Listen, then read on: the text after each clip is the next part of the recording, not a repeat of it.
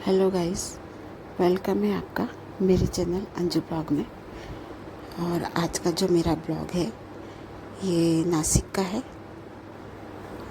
और मेरी शिरडी में जो यात्रा हुई उसका है, तो उसी पर्पज़ से बनाया है।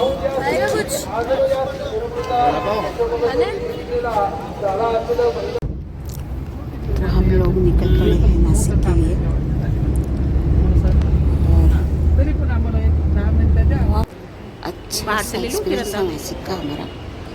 रास्ते में ये जो हमने सीता जी के मंदिर देखी, व्यू बहुत सुंदर था नासिक के रास्ते का। एक तो ग्रीनरी बहुत खूबसूरत लग रहा था। हम नासिक में उतरकर सीता पंचवटी वगैरह ये देखने के लिए ऑटो करना पड़ा, तो वहाँ से हमने ऑटो किया और फिर पंचवटी वगैरह घूम लिया। भगवान का दर्शन 2 मिनट में करने का है, ऐसा 2-5 मिनट का टाइमिंग रहता है। पूरा 11 दर्शन एक ही मंदिर में होंगे ना सारे। बहुत ही खूबसूरत एक मंदिर है।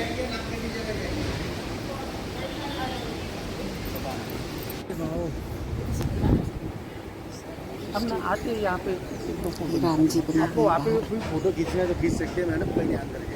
और ये जो मंदिर है ये लक्ष्मण जी का मंदिर है। ये मटका कुल्फी है, बहुत टेस्टी है, नासिक का प्योर एक दूध की मंदिर बनती है।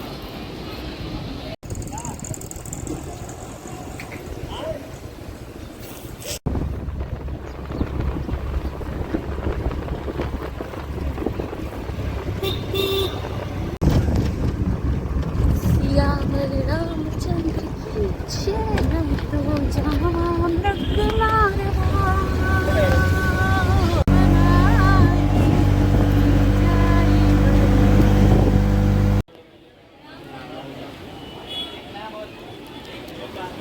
ये वो घाट है जहाँ पर कि महाकुंभ की पर्व पर जो है सारे अखाड़े वाले नहाते हैं। अरुणा, वरुणा संगम है और यहाँ पर, गोदावरी, ये तीनों नदियाँ हैं। और जो कुंभ मेला लगता है वो जगह है। लेकिन आज सारा ऐसा लगता है सारा और पंचवटी घूमने के बाद अब हम लोग निकल पड़े हैं त्र्यंबकेश्वर मंदिर के लिए।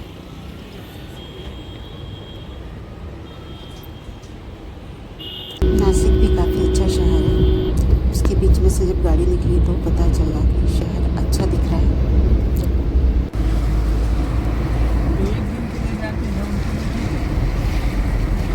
और ये हम चल दिए हैं त्र्यंबकेश्वर के लिए। ये दिख रही है पहाड़ी ब्रह्मगिरी पर्वत, जो इसकी कि एकदम सीधी चढ़ाई है। चढ़ाई है। क्या ले रही हो?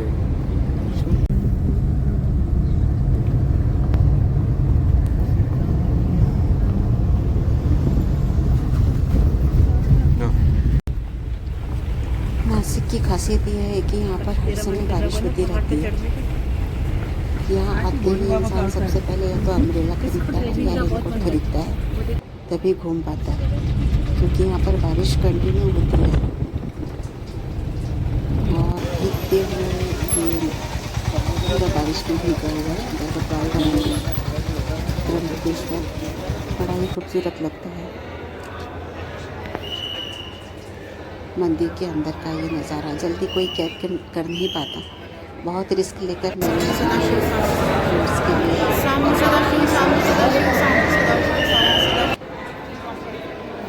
यहाँ पर जो है कालसट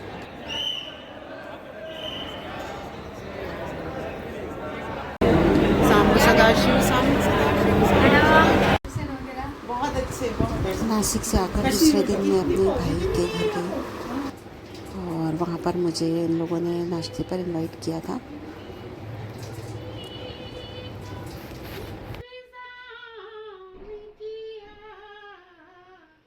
भाई की फरमाइश पर यहाँ पर मैंने अपना एक सॉन्ग भी गाया, बाबा का भजन। और बाबा के चरणों पर बैठकर मैं खुद को रोक ही नहीं पाई। ये भजन अक्सर मैं गुनगुनाती रहती हूँ, मेरा फेवरेट भजन है।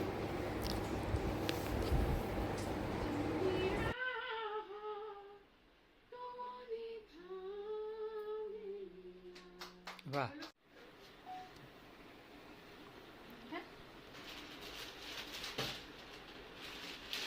श्री सच्चिदानंद सद्गुरु साईनाथ महाराज की जय। आज देखो गुरुवार है, एक लक्ष्मी के रूप में हमारे घर में आप पधारिए। इसमें से थोड़ा सा चावल इसमें डाल दीजिए।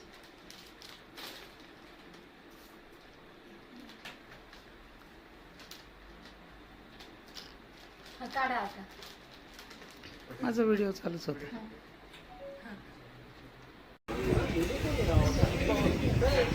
इसके बाद हम गए हैं ये लक्ष्मी जी के दर्शन करने। और ये प्रसादालय है जहाँ पर हम लोग खाना खाने गए थे। काफ़ी बड़ा एरिया में बना हुआ है ये, और सैकड़ों लोग हर समय यहाँ खाना खाते रहते हैं। कोई गिनती नहीं है कितने लोग आते हैं, कितने लोग जाते हैं। बहुत साफ़ सफाई से यहाँ खाना बनता है और खिलाया जाता है। मतलब इतना देख के लगता है कि साईं बाबा आज भी कितने भूखों का पेट भर रहे हैं, वो भी निःशुल्क, कोई पैसा नहीं लिया जाता है इसके लिए। तो कहते हैं ना लोग कि बाबा का पैसा कहाँ जाता है, तो यहाँ जाता है बाबा का पैसा। जो मंदिर में चढ़ावा आता है इतना सब कुछ, तो वो खर्च भी उसी तरीके से होता है। यहाँ आकर ये पूरा देखकर लगता है कि हाँ। इसके बाद ये हम लोग आ गए हैं खंडोबा मंदिर, और खंडोबा मंदिर का हमने दर्शन किया। ये प्राचीन मंदिर है, बाबा के समय का बना हुआ। इस रेंज में पे और फिर हमको लेनी थी ट्रेडिशनल पैठनी साड़ी, तो चूँकि यहाँ की फेमस साड़ी है कर लेना, रुक तो हमने साड़ी खरीदी। इसके बाद हम आ गए यहाँ पर ओल्ड शिरडी। और ओल्ड शिरडी देखकर तो बिल्कुल ऐसा लगता है कि जैसे हम बिल्कुल बाबा के साथ ही रह रहे हैं, बाबा के साथ ही जी रहे हैं। और हम उसी समय में पहुँच जाते हैं। लगता है कि बाबा हमारे साथ हैं, हमारे आसपास हैं। और ये जो लोग शिरडी के वासी बैठे हुए हैं, इन्हीं में से एक हम हैं। मुझे तो ऐसी फीलिंग आ रही थी कि मैं यहीं कहीं रहती थी पिछले जन्म में। और ऐसे ही नहीं कोई बाबा से जुड़ जाता, ज़रूर उनके साथ उस जन्म का रिश्ता होता है। कहते हैं ना, अगर पुनर्जन्म को मानते हैं तो कहा जाता है कि कई जन्मों का रिश्ता होता है जो किसी न किसी रूप में हमारे सामने आता है। तो ऐसे ही मेरा और बाबा का रिश्ता उस जन्म का रहा होगा, तभी मेरा जुड़ाव बाबा से इतना ज़्यादा है, इतना गहरा है। पता नहीं ये बाबा के संपर्क में आने वाले बच्चे या इनमें से कोई ये औरतें हैं, इन्हीं में से कोई मैं भी रही होंगी, ऐसा मुझे यहाँ पर फीलिंग आ रहा था। और सोचकर बहुत अच्छा लग रहा था, जैसे ये घर सब मेरे अपने से लग रहे थे मुझे। और फिर ये बाबा की पालकी देखने का भी मुझे सौभाग्य मिला इस बार शिरडी में। मैंने ये पालकी को बहुत अच्छी तरह से देखा, और देखा क्या, फील किया मैंने कि बाबा जब थे तो बाबा कैसे चावड़ी में आकर अपना रात्रि विश्राम करते थे। हर बृहस्पति में बाबा चावड़ी में ही विश्राम करते थे। तो तब से आज तक ये प्रथा बाबा के समय से चली आ रही है कि बाबा की पालकी निकाली जाती है। पहले भी बाबा को बहुत सजा कर यहाँ से निकाला जाता था, और चावड़ी में आकर बाबा विश्राम करते थे।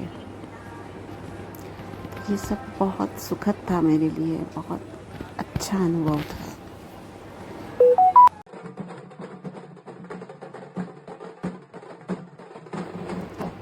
ये ढोल नगाड़े बजते हुए ऐसे ले जाते थे बाबा को जैसे कोई दूल्हा जा रहा है, और सब लोग शांति से बैठे होते थे। बाबा का एक पलंग है जिस पर बहुत इत्र लगाया जाता था। तो वो तब से आज तक वो प्रथा चली आ रही है। आज भी उस तख्त पर इत्र लगाया जाता है, उसे पूरा इत्र से भिगो देते हैं और उसी के ऊपर पालकी रखी जाती है। और उसके बाद ये नगाड़े वगाड़े बजते हैं, खूब डांस करते हैं। यही के लोग हैं सब इसमें। ये मंदिर के पुजारी जी हैं जो कि मंदिर में सेज आरती भी यही करते हैं और ये चावड़ी की पूजा भी यही पुजारी जी करते हैं। ये सभी सपना सा लग रहा था मुझे देखकर। ऐसा लग रहा था कि जैसे मैं कोई ड्रीम देख रही हूँ। ये मेरा कैसे सच हो गया, मतलब मुझे अपनी आंखों पर विश्वास नहीं हो रहा था ये देखकर। द्वारका माई के सामने रखी हुई चावड़ी बड़ी ही खूबसूरत, चावड़ी नहीं पालकी बड़ी ही खूबसूरत लगती है। और उसके बाद फिर हम ये चावड़ी है बाबा की, जहाँ पर बाबा विश्राम करते हैं। ये सब दर्शन करने के बाद मतलब बहुत अच्छा सा प्रतीत होता है, जैसे बाबा यहाँ से निकल कर गए हैं, क्योंकि रास्ते में जगह जगह रंगोली बनाई हुई होती है फूलों से और रंगोली से।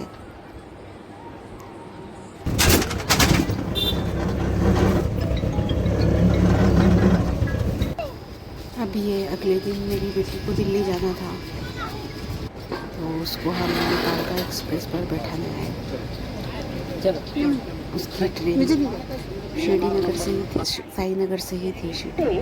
कालका को जाने वाली 2-2-4-5-5 कालका एक्सप्रेस प्लेटफॉर्म क्रमांक 2 पर। तो उसको बैठा कर हम लोग खाना खाने ये मेरे बेटे ने काफ़ी टेस्टी था। फिर मंदिर जाकर हम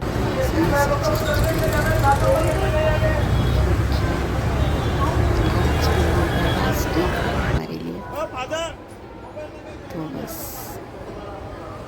मंदिर जाकर बाबा से विदाई लेकर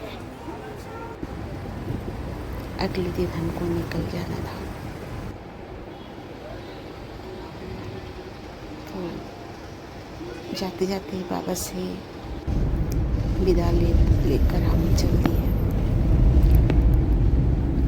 और फिर दूसरे दिन सुबह हम फिर मनमाड के लिए निकल पड़े। मन बड़ा उदास था, क्योंकि तो बस इस तरह मन में बाबा की यादों को बसाए हुए हम चले आए। और ये ज़िंदगी की बहुत खूबसूरत यादें रहेंगी हमारी लाइफ में, क्योंकि बहुत अच्छे से हमने ये 8-10 दिन का टूर निकाला और बहुत बढ़िया टूर रहा हमारा और बहुत एंजॉय किया। बच्चों ने भी मेरे साथ भक्ति रस में डूबे हुए, मेरे बच्चे भी मेरे साथ थे। तो ये सावन के महीने के 9-10 दिन हमारे बहुत अच्छे निकले। इसके साथ ही ओम साई